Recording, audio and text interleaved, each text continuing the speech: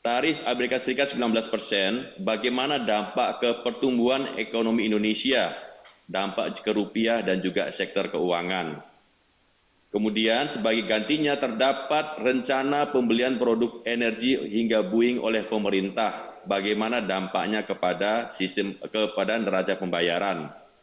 Di sisi lain, tarif 0% untuk produk impor dari Amerika Serikat, bagaimana dampaknya ke neraca perdagangan. Kemudian, apakah BI melihat kesepakatan ini berdampak langsung terhadap ekspektasi pasar dan aliran modal asing jangka pendek ke Indonesia, terutama di pasar keuangan? Terima kasih rekan-rekan media atas pertanyaannya. Terima kasih ya dari yang sudah disampaikan oleh Pak Ram dan Denny. Tentu saja nanti saya akan mengundang Bu Destri, Pak Dodi, Pak Yuda, Bu Aida, dan Bu Fili untuk nanti juga bersama-sama kami untuk membahasnya. Saya akan menyampaikan secara keseluruhan beberapa pokok-pokok yang dapat kami sampaikan.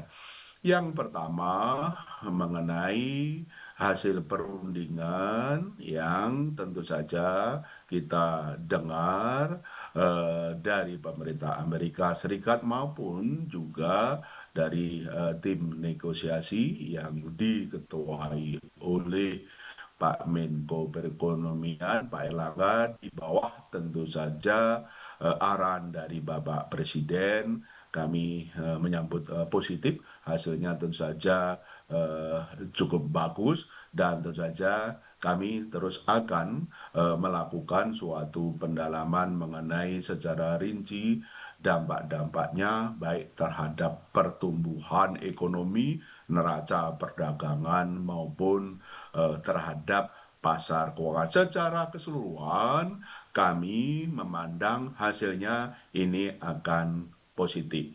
Dari sisi kinerja ekspor, seperti tadi kami sampaikan, kami juga memandang kinerja ekspor ke depan, termasuk ke Amerika, itu akan tetap baik dengan hasil perundingan ini.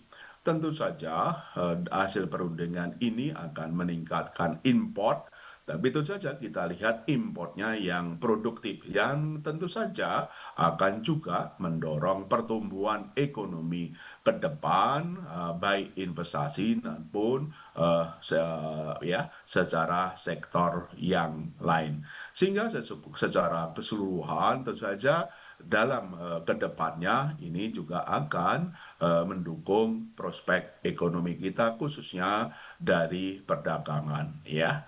Dan kemudian yang kedua kami juga melihat bahwa dampak ininya terhadap pasar keuangan juga akan positif karena ini akan memberikan kepastian dan juga hasil perlindungannya tentu saja cukup baik sehingga memberikan kepastian para pelaku pasar baik dalam luar negeri dalam kemudian membuat perkiraan-perkiraan dan juga keputusan-keputusan ke depan. Secara keseluruhan kami juga akan berdampak positif terhadap ekspektasi pasar dan aliran modal asing ke jangka pendek ke Indonesia. Termasuk juga ini juga akan memperbaiki ekspektasi para pengusaha dan juga para pelaku di sektor keuangan perbankan untuk membuat keputusan-keputusan bisnis ke depan.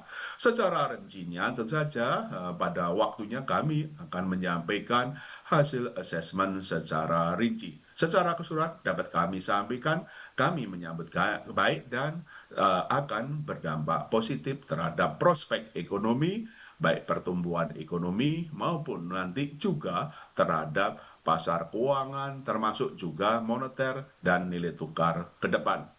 Yang kedua, mengenai kebijakan suku bunga.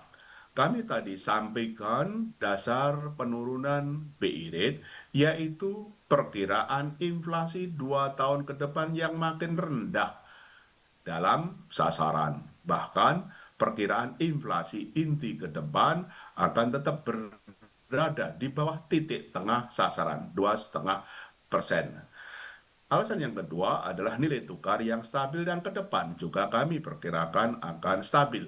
Dan alasan yang ketiga adalah perlunya kita bersama-sama, baik Bank Indonesia, pemerintah maupun perbankan dunia usaha, mari kita terus dorong pertumbuhan ekonomi kita untuk negara kita dan juga untuk peningkatan kesejahteraan rakyat. Lebih lanjut, tadi kami juga sampaikan bahwa ke depan Bank Indonesia akan mencermati ruang penurunan suku bunga lebih lanjut.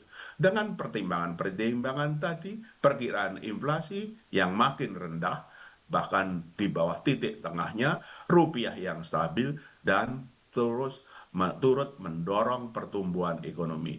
Mengenai timing dan besarnya, tentu saja akan kami sesuaikan dengan dinamika perekonomian global dan domestik. Saya kira itu jawaban kami dari Grace Bloomberg. Juga bagaimana mengenai pertumbuhan kredit? Dari Bank Indonesia sudah all out untuk mendorong pertumbuhan ekonomi, termasuk juga mendorong kredit pembiayaan perbankan. Kami turunkan suku bunga, bahkan masih ada ruang penurunan suku bunga. Kami terus tambahi likuiditas dengan operasi moneter yang ekspansif menambah likuiditas. Kami stabilkan nilai tukar rupiah. Lebih dari itu, kami menambah insentif likuiditas makro Brussel yang jumlahnya sangat besar. Tadi kami sampaikan bahwa data untuk besarnya insentif likuiditas tadi kami sampaikan mencapai 376 triliun bagi bank-bank yang menyalurkan kredit ke sektor prioritas. Jadi Bank Indonesia sangat terus all out untuk mendorong pertumbuhan kredit dan bersama pemerintah, bersama kita semua mendorong pertumbuhan ekonomi. Pertanyaannya, kenapa suku bunga belum turun? Kenapa kredit juga tentu saja pertumbuhannya bulan lalu adalah juga turun. Tentu saja inilah analisis kami dari sisi permintaan maupun penawaran kredit. Dari sisi dari sisi supply of the bank, tadi kami sampaikan bukan masalah likuiditas, karena alat likuid per DBK sangat tinggi, 27%. Permasalahannya adalah preferensi bank lebih suka menaruh preferensi alat likuid itu pada surat-surat berharga dan terlalu berhati-hati dalam mendorong kredit, mengalokasikan alat likuid ke kredit. Kalau kita lihat itu terbukti rasio alat likuid per kredit itu bukan turun malah naik sekitar menjadi 27%. Nah, itu yang tentu saja harus kita cermati. Jadi dari sisi penawaran, preferensi bank yang menaruh alat likuidnya, ekses likuiditasnya pada surat-surat berharga dibandingkan dengan mendorong kredit. Dan tentu saja juga kelihatan lending standar yang cenderung meningkat. Ini yang barangkali harus kita lihat dari sisi penawaran.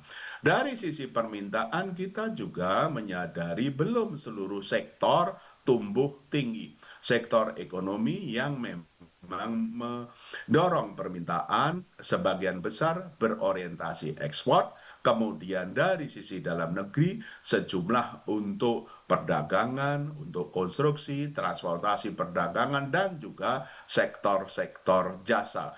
Nah, ini tentu saja bersama dari Bank Indonesia, pemerintah, dan juga dunia usaha tentu saja bersama untuk mendorong pertumbuhan ekonomi.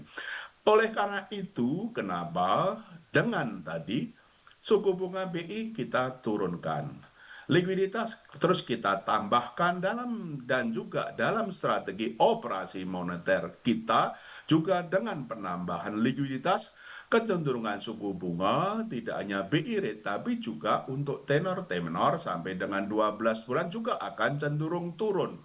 Dan ini ya yang kemudian juga tentu saja akan mendorong perbankan lebih banyak mengalokasikan alat likuidnya bukan ke surat-surat berharga, tapi juga ke kredit. Tentu saja kita juga lihat suku bunga SBN yield juga akan semakin turun dan tentu saja juga akan mendorong perbankan menyalurkan kredit kepada dunia usaha. Tentu saja kami menyadari bank-bank akan hati-hati dalam melakukan assessment sektor-sektor mana, korporat mana yang layak dalam mendapatkan kredit, tapi himbauan kami, yuk bersama-sama turunkan suku bunga.